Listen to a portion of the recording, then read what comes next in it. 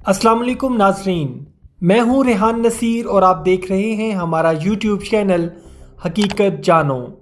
दोस्तों 22 नवंबर 2020 को इस्राएली news channel 12 news पर एक ख़बर चलती है जिसमें इस्राएली मीडिया दावा करता है कि इस्राएली वज़ीर आज़म नेतन्याहू ने खुफिया तौर पर सऊदी अरब का दौरा किया है और क्राउन प्रिंस मोहम्मद बिन सलमान के साथ एक तवील मुलाकात भी की है। दोस्तों नेतन्याहू का ये खुफिया दौरा किस लिए था और अभी तक इस्राएली मीडिया के अलावा सऊदी अरब ने भी इस बात की तस्दीक क्यों नहीं की? क्या सऊदी अरब अब रस्मी तौर पर इस्राएल को तस्लीम करने जा रहा है? इस सब की तफसील आज हम बताएंगे आपको इस वीडियो में। लेकिन इससे पहले अगर आपने हमारे चैनल हकीकत जानो को सब्सक्राइब नहीं किया तो बराह करम सब्सक्राइब ज़रूर कर लीजिएगा और साथ ही साथ बेल के निशान को भी दबा दें ताकि ऐसी ही हकीकत से भरी वीडियोस का नोटिफिकेशन आपको मिलता रहे। दोस्तों इस्राएली मीडिया के मुताबिक 22 नवंबर 2020 इतवार के रोज़ इस्राएली प्राइम मिनिस्टर नेतन्याहू ने सऊदी अरब का खुफिया दौरा किया था और वहां के क्राउन प्रिंस मोहम्मद बिन सलमान से भी एक तवील खुफिया मुलाकात की। और इस खबर को अमरीकी अखबार वाशिंगटन पोस्ट के अलावा दुनिया भर के इंटरनेशनल न्यूज़ मैगजीन्स ने शहसुर्खी बनाकर छापा है। सऊदी अरब जो दुनिया इस्लाम का मरकज़ है, इस्राएली वज़ीर आज़म की उसके क्राउन प्रिंस के साथ एक खुफिया तवील मुलाकात दुनिया में एक ड्रामाई तब्दीली का बाइस बन सकती है। सऊदी बादशाह शाह सलमान बिन अब्दुल अजीज़ और उसके बेटे शाह मोहम्मद बिन सलमान पहले ही एक लिबरल और जदीद सोच के मालिक हैं जिन्होंने पिछले कुछ सालों में सऊदी अरब के अंदर कुछ नाकाबिले यकीन जदीद फैसले लिए हैं। तो उनसे इस्राएली वज़ीर आज़म के साथ मुलाकात और इसराइल को तस्लीम करने की बात को रद्द नहीं किया जा सकता। अभी तक सऊदी शाही महल के स्पोक्स पर्सन्स और इस्राएली वज़ीर आज़म हाउस की तरफ से इस पर किसी भी किस्म का कोई तबसरा नहीं किया गया। हो सकता है कि सऊदी अरब इस बात को जुटला दे, लेकिन सही वक्त आने पर सऊदी अरब ईरान की दुश्मनी में इस्राएली हुकूमत के साथ मिलता दिखाई देता है, क्योंकि ईरान को इस्राएल और सऊदी अरब का मुश्तरका दुश्मन समझा जाता है। और अगर इस बात की तस्दीक हो जाती है तो फिर इस बात के कवी इम्कानात मौजूद हैं कि सऊदी अरब अनकरीब इस्राएल को तस्लीम करने का रस्मी ऐलान करने वाला है। और अगर सऊदी अरब ऐसा करता है तो दुनिया आलम की सूरत हाल यकसर तब्दील हो जाएगी, जिससे पाकिस्तान और सऊदी अरब के बाहमी ताल्लुकात में एक वाज़े तनाव भी आ सकता है। दोस्तों हज़रत ज़ैनब बिनते हवश रज़ियल्लाहु ताला अन्हा से रिवायत है कि एक दिन रसूलुल्लाह सल्लल्लाहु अलैहि वसल्लम इनके यहाँ ऐसी हालत में तशरीफ़ लाए जैसे बहुत घबराए हुए हों और फरमाया, अल्लाह के सिवा कोई इबादत के लायक नहीं। अरब के लिए हलाकत है, अरब के लिए तबाही है। अफसोस सद अफसोस अरब के इस शर फितने पर जो अपनी हलाकत आफरीनी के साथ करीब आ पहुंचा है।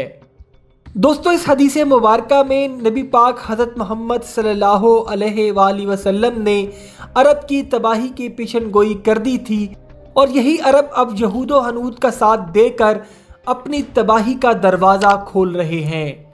और यही यहूद हकीकत में याजूज व माजूज हैं जो अब आहिस्ता आहिस्ता अरब पर मुसल्लत होकर ग्रेटर इसराइल के ख्वाब को पूरा कर दिखाएंगे। और अरब पैसे की लालच में खुद अपनी आज़ादी को यहूद के हवाले करके इस फितने में फंसते चले जा रहे हैं, जिसका जिक्र हज़रत मोहम्मद सल्लल्लाहु अलैहि वसल्लम ने खुद अपनी अहादीस मुबारका में कर रखा है। अगस्त 2020 में इसराइल और यूएई के दरमियान बाज़ाब्ता ताल्लुकात सफारती सतह पर कायम हुए, जिसमें दोनों ममालिक की तजारत, सयाहत और अमन के मुआहिदों पर दस्तखत किए गए। इसके बरक्स फ़लस्तीन के रहनुमाओं ने यूएई और इसराइल के मुआहिदों को आलम इस्लाम से गद्दारी करार दिया और इसकी सख्त मुखालफत की। और अब हालिया हफ्तों में इस बात पर भी कियास आराइयाँ बढ़ गई हैं कि सऊदी अरब और इसराइल भी इसी तरह के मुआहिदों पर दस्तखत करने के बहुत करीब हैं। और जिसकी कड़ी नेतन्याहू का हालिया सऊदी अरब का खुफिया दौरा है, जो एक भयानक हकीकत के जिस्म से पल्लू सरका रहा है। دوستو حالیہ G20 سمٹ کے دوران سعودی عرب کے وزیر خارجہ نے یہ بیان بھی دے رکھا ہے کہ سعودی عرب اسرائیل کے ساتھ سفارتی تعلقات رکھنے کے لیے تیار ہے، لیکن یہ تعلقات مشروط نوعیت کے ہو سکتے ہیں، غیر مشروط نہیں۔ دوستو سعودی لیڈرشپ کے اس طرح کے بیانات صرف اس لیے سامنے لائے جا رہے ہیں تاکہ دنیا اسلام کے ذہن کو اس کے لیے آہستہ آہستہ تیار کیا جائے کہ سعودی عرب بھی عنقریب اسرائیل کو تسلیم کرنے جا رہا ہے۔ دوستو اب سوال یہ پیدا ہوتا ہے کہ اسرائیلی وزیر اعظم کے خفیہ دورے کی خبر لیک کیسے ہوئی اور پوری دنیا کا میڈیا اس کو شہ سرخی بنا کر کیوں چھاپ رہا ہے؟ تو اس کا آغاز ہوتا ہے ایک صحافی کی ٹویٹ سے، جس میں وہ صحافی لکھتا ہے کہ absolutely rare Israeli flight direct to new mega city Neom on Red Sea shore, it was BizJet T7-CPX 5 hours flight۔ دوستو BizJet T7-CPX اس جہاز کا کوڈ ہے جو جہاز اسرائیلی وزیر اعظم نیتن یاہو استعمال کرتا ہے، اور اس صحافی کے مطابق 5 گھنٹے کی فلائٹ کے بعد یہ طیارہ سعودی عرب کے نیوم سٹی پر لینڈ کیا اور 2 گھنٹے رکنے کے بعد یہ طیارہ واپس تل ابیب اسرائیل روانہ ہو گیا۔ دوستو اس ملاقات کی تصدیق امریکہ کے مائک پومپیو کی اس ٹویٹ سے بھی کیا جا سکتا ہے، جس میں وہ سعودی عرب کے دورے پر روانہ ہونے کے بارے میں بتا رہا ہے۔ دوستو اگر ٹائمنگ کے لحاظ سے دیکھا جائے تو مائک پومپیو بھی اس وقت نیوم شہر میں موجود تھا جس دوران اسرائیلی طیارہ سعودی عرب کے شہر نیوم میں موجود رہا۔ اس سے یہ واضح ہو جاتا ہے کہ نیتن یاہو کی سعودی کراؤن پرنس سے ملاقات امریکی وزیر خارجہ مائک پومپیو کی موجودگی میں ہوئی۔ دوستو شہزادہ فیصل بن فرحان المسعود نے ایک امریکی خبر رساں ادارے کو انٹرویو دیتے ہوئے کہا ہے کہ سعودی عرب نے اسرائیل کے ساتھ ایک طویل عرصے سے تعلقات معمول پر لانے کی حمایت کی ہے، لیکن سب سے پہلے ایک اہم بات یہ ہونی چاہیے کہ اسرائیلیوں اور فلسطینیوں کے مابین ایک مکمل امن معاہدہ ہو جائے۔